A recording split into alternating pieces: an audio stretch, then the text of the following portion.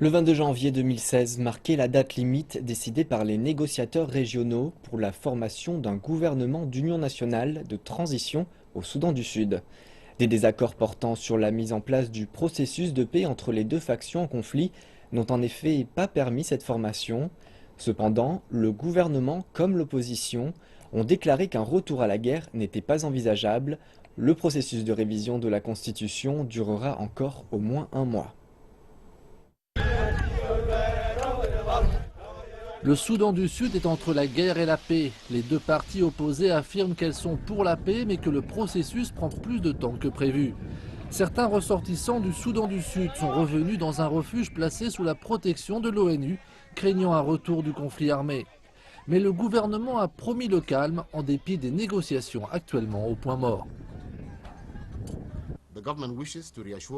Le gouvernement souhaite rassurer ses citoyens en leur assurant qu'il n'y aura ni retour à la violence ni de guerre. Ceux qui pensent retourner au camp de la mission des Nations Unies au Soudan du Sud, la MINUS, ou pensent à fuir la ville en raison de craintes vis-à-vis de leur sécurité et de leur bien-être sont encouragés à rester, car le processus de paix reste solidement sur les rails.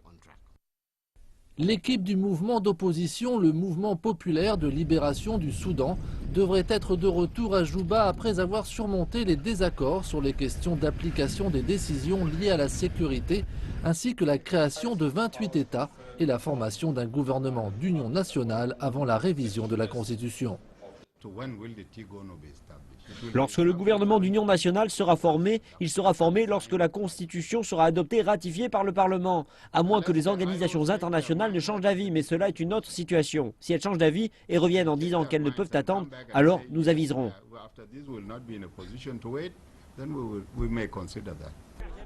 L'opposition conduite par l'ex-président Riek Machar continue de penser qu'un gouvernement d'union nationale ne sera constitué qu'après l'insertion d'un accord de paix au sein même de la Constitution.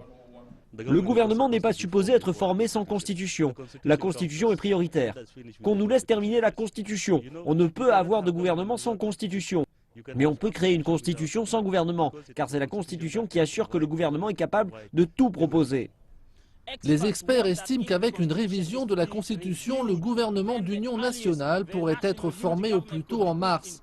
Alors que le Soudan du Sud continue à faire face à d'importants défis économiques et qu'aucun accord de paix n'a été signé, on ne peut qu'attendre.